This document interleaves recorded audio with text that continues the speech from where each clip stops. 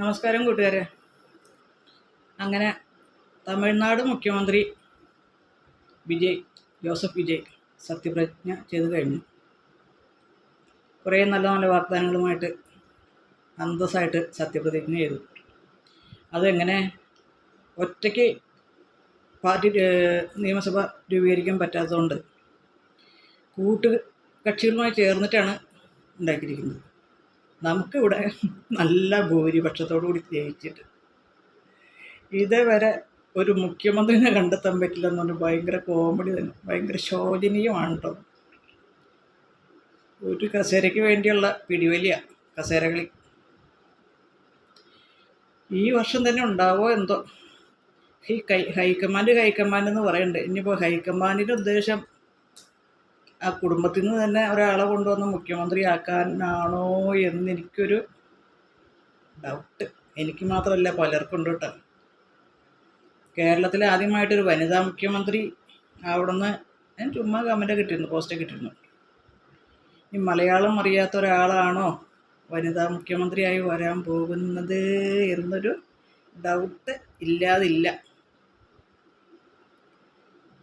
മലയാളത്തിൽ പറഞ്ഞിട്ട് തന്നെ മനസ്സിലാണ്. അല്ല, ഇത് ചിലർ അനുഭവിക്കണോട്ടോ. അങ്ങോട്ട് കയറി അങ്ങോട്ട് ലക്ഷക്കണക്കിന് വോട്ടിന് അങ്ങോട്ട് കുത്തി കൊടുത്തില്ലേ ഒരു ടീം, ആങ്ങളയ്ക്കും പെങ്ങൾക്കും.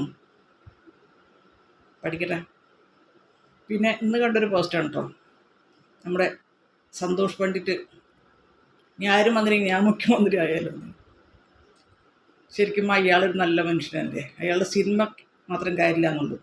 സിനിമ ചെയ്യാതിരിക്കുക, അല്ലാതെ നല്ല കാര്യങ്ങൾ പറയാനും നല്ല പ്രസ്താവനകൾ ഇറക്കാനും എല്ലാത്തിനും നല്ല അറിവും പക്വതയുള്ള ഒരാൾ തന്നെയാണ് സന്തോഷ് പണ്ഡിറ്റ്. അയാളെ ഒരു വിഭാഗം നിന്ന് ഞാൻ ആ പോസ്റ്റിൽ ശ്രദ്ധിച്ചു. ഒരു പ്രത്യേക ഒരു വിഭാഗം നിന്നോക്കൊണ്ട് തെറി വിളിക്കണം അങ്ങനെ. കാരണം സന്തോഷ് പണ്ഡിറ്റിൻ്റെ അനുഭവം ദേശീയ പാർട്ടിയോടാണെന്ന് ഇന്നാണ് എനിക്കറിഞ്ഞത്. ഞാൻ ശ്രദ്ധിച്ചിട്ടൊന്നുമില്ല അങ്ങനത്തെ കാര്യങ്ങളൊന്നും.